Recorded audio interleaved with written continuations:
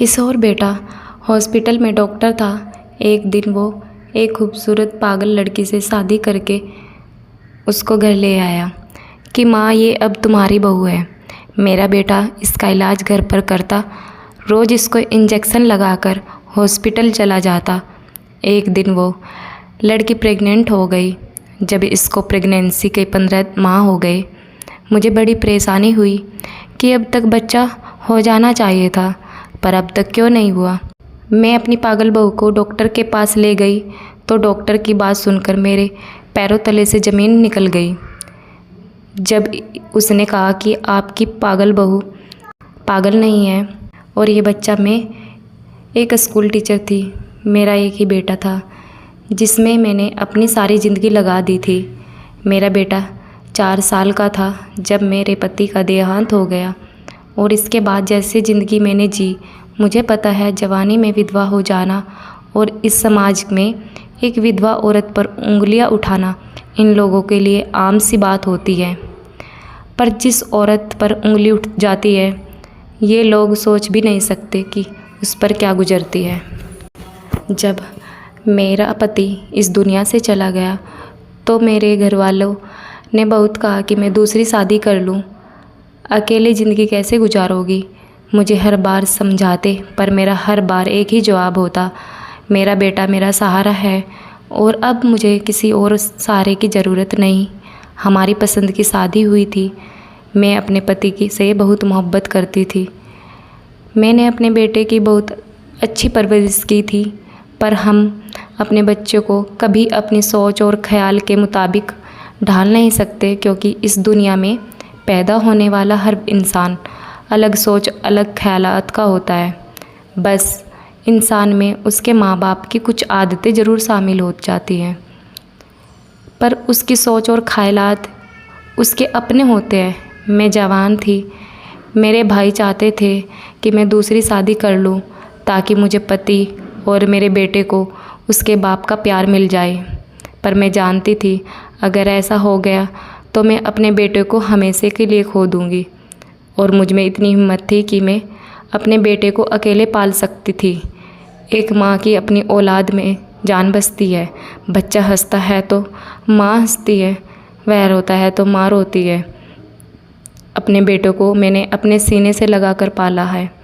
मेरा बेटा आयरन जो जैसे जैसे बड़ा हो रहा था, उसके सवाल उसकी बातें भी बढ़ चुकी थी और मैं बहुत खुश होती थी कि मेरा बेटा बड़ा हो रहा है, वरना मेरी ज़िंदगी बहुत मुश्किल हो चुकी थी। कोई भी मिलता, चाहे वह रिश्तेदार होता या मोहल्ले का, सब एक ही बात करते, शादी कर लो। और मैं समझा कर थक जाती कि मेरा एक बेटा है। दूसरी शादी कर भी लूँ तो कहाँ लिखा है कि वह आदमी मेरे बेटे को अपना बेटा समझेगा और अपनी औलाद की चाह नहीं रखेगा। मेरी ज़िंदगी एक हकीकत है, कोई अफसाना या ड्रामा नहीं, जिसमें किसी फिल्म के हीरो की तरह कोई आदमी आएगा, मेरा हाथ थाम कर कहेगा तुम्हारा बेटा मेरा बेटा, बदले में मुझे बस मोहब्बत देना। लोग पता नहीं क्यों अपने घर में झांकने के बजाय दूसरों की ज़िंदगी में दखल करते हैं। हर किसी को सलाह देना आसान होता है, पर जिसको सलाह दे रहे हैं वह किस सिचुएशन में होता है, इस बात का अंदाज़ा कोई नहीं लगा सकता। और मैं नहीं चाहती थी कि मैं दूसरी शादी करूं और कल को अपने बेटे की तरफ देखकर बात कह सकूं कि मैंने तुम्हारे लिए अपनी पूरी ज़िंदगी लगा दी थी। और उस वक्त मुस्कुराहट से मुझे कहीं वाकई मम्मी, और वो जब बड़ा हुआ उसने फ़ैसला किया कि वो डॉक्टर बनेगा। अपने बाप की तरह हार्ट सर्जन बनने के बजाय पागलों को डॉक्टर बनना चाहता था। मुझसे कहता, मम्मी स्कूल से आते वक्त मैंने रास्ते में एक पागल फ़कीर को देखा, लोग उसको गालियाँ दे रहे थे और मैंने फ़ैसला किया कि बड़ा होकर मैं डॉक्टर बनूंगा और ऐसे लोगों का इलाज करूंगा ताकि वह एक नॉर्मल इंसान की तरह अपनी ज़िंदगी जी सके। मैं बहुत खुश थी। मेरे बेटे को दूसरों की तकलीफ़ का एहसास तो है। वक्त गुजरता गया और मेरे बेटे ने मेरे ख्वाब को पूरा किया था। वो अपने पैरों पर खड़ा हो गया, डॉक्टर बन चुका था। इस दिन बहुत रोई, सोचा अगर इसके पापा जिंदा होते तो आज फ़ख्र से कहते कि मेरा बेटा मेरी तरह बहुत काबिल है। मैं स्कूल टीचर रिटायर हो चुकी थी। अपने बेटे से कहा कि अब तुम्हें शादी कर लेनी चाहिए, अगर कोई लड़की पसंद है तो मुझे बता दो। कहने लगा, नहीं मम्मा, मुझे अभी तरक्की करनी है, पैसा कमाना है। आप नहीं जानते मेरा ख्वाब है कि मैं आपको बड़ा सा घर लेकर दूँ, नौकर चाकर, गाड़ी, सब कुछ मेरे पास है। मैंने अपने बेटे से कहा कि इंसान के नसीब में जितना लिखा होता है उसे मिलकर रहता है, पर इस घर में तुम्हारे पापा की यादें हैं। ये घर छोटा सही पर मुझे ज़िंदगी जीने का हौसला देता है। पर मेरे बेटे ने कहा कि मम्मी, मैं आपको एक बेहतरीन ज़िंदगी देना चाहता हूँ। न जाने अचानक से मेरे बेटे को ये सब ख्याल क्यों आने लगा, वो क्यों पैसे के पीछे भागने लगा। मुझे खुशी थी कि वो तरक्की करे, अपनी ज़िंदगी में आगे बढ़े। उसकी बातों में अजीब सी बेचैनी थी और मुझे डर था कि वो कोई गलत रास्ता न अपना ले, पर मुझे अपनी परवरिश पर पूरा भरोसा था। मैंने अपने बेटे को हमेशा हलाल और हराम में फ़र्क करना सिखाया। एक दिन मेरे बेटे ने कहा कि इसे मेंटल हॉस्पिटल में खूबसूरत पागल लड़की से मुझे मोहब्बत हो गई। वो एक डॉक्टर था और मुझे बताए बगैर उसने शादी कर ली। वो रोज़ उसे कमरे में बांध कर जाता और इंजेक्शन लगा देता। सारा दिन चीख चीख कर कहती कि मैं पागल नहीं हूँ। कुछ वक्त बाद वो प्रेग्नेंट हो गई।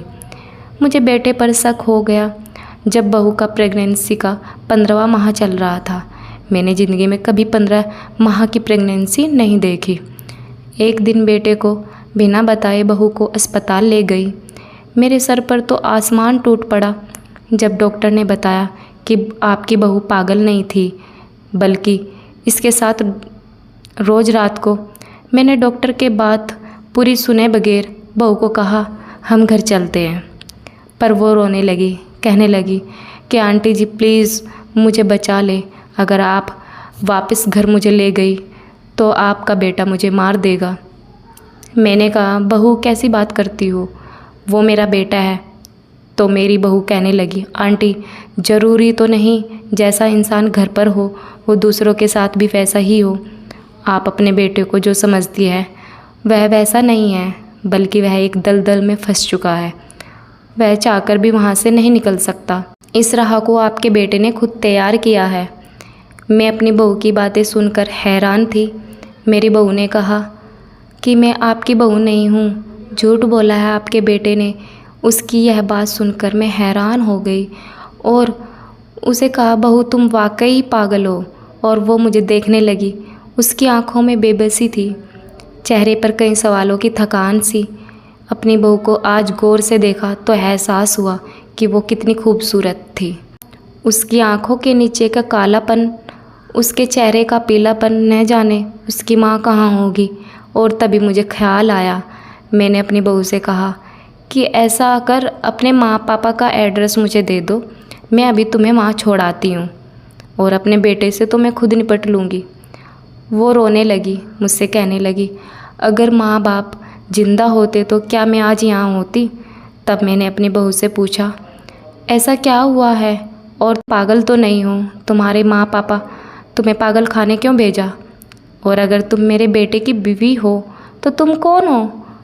तब मेरी बहू ने मुझे अपनी कहानी सुनाई, जिसे सुनकर मुझे अपने बेटे पर अफसोस हुआ। मैं उसे बद्दुआ भी नहीं दे सकती थी और उसे माफ़ भी नहीं कर सकती थी। मेरी बहू ने बताया, वह दूसरे शहर की रहने वाली है। हम 2 बहन भाई अपने ख़ानदान वालों की साजिशों का शिकार हो गए।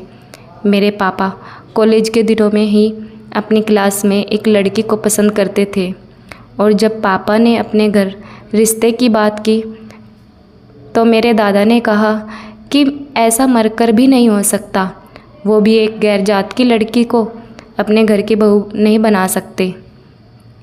मेरे पापा ने बहुत समझाया दादा को, ये जात पात कुछ नहीं होता, सारे पुराने ज़माने की बातें हैं, अब कौन इन सब चीज़ों के बारे में सोचता है। तो दादा, अब कहाँ ख़ानदानी नस्ल ही होती है, हम अपनी हवेली में जानवर भी नस्ल देख कर रखते हैं। और जिस लड़की को तुम पसंद करते हो उसकी नस्ल क्या है तुम जानते हो? वह एक गरीब और गैर बिरादरी की लड़की है। और अगर तुम्हें इस लड़की से इतना शौक़ है शादी करने का तो कर लो, पर याद रखना मैं तुम्हें कभी माफ़ नहीं करूँगा।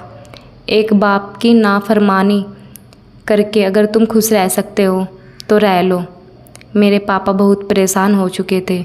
एक तरफ उनके अपने माँ बाप, दूसरी तरफ वो लड़की यानी कि मेरी माँ जिसको पापा पसंद करते थे, जिसे वादा किया उससे शादी करेंगे, पर पापा के लिए मेरी माँ हर रिश्ते को ठुकराती रही। मम्मी बताया करती थी कि मैंने तुम्हारे पापा से कहा मैं उसके साथ कहीं भी गुजारा कर लूँगी, बस मेरे साथ रहे, मुझसे वफ़ादार रहे।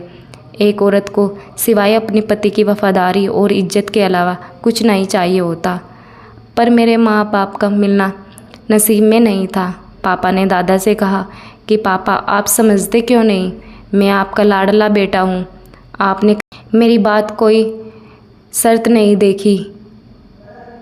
नस्ल मर्द की देखी जाती है, औरत की नहीं। कल को मेरी औलाद होगी, वो अपने बाप के नाम से पहचानी जाएगी।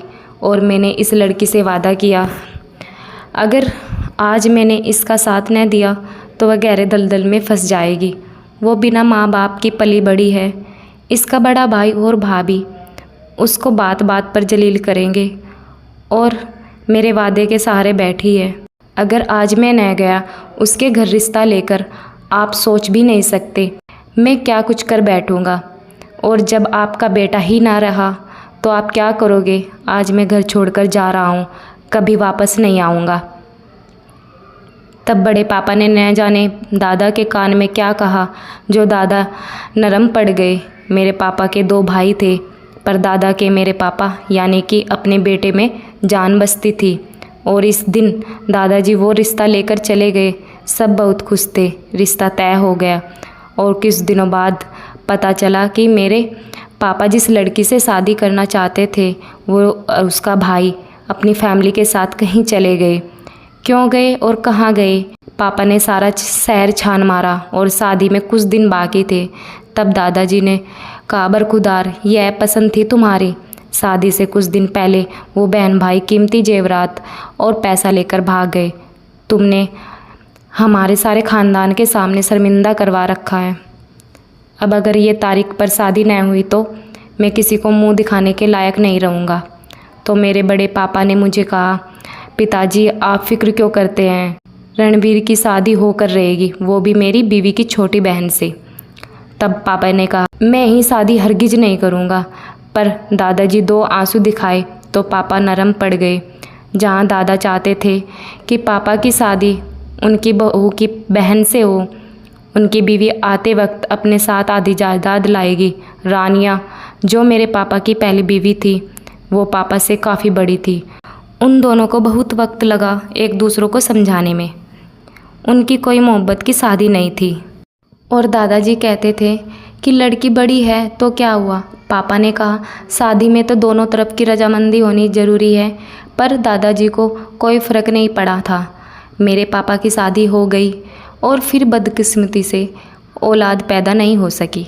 और मेरे बड़े पापा मेरे पापा से कहने लगे, परेशान क्यों होते हो, मेरे बच्चे भी तुम्हारे सगे भतीजे हैं, तो तुम एक बेटा गोद ले लो।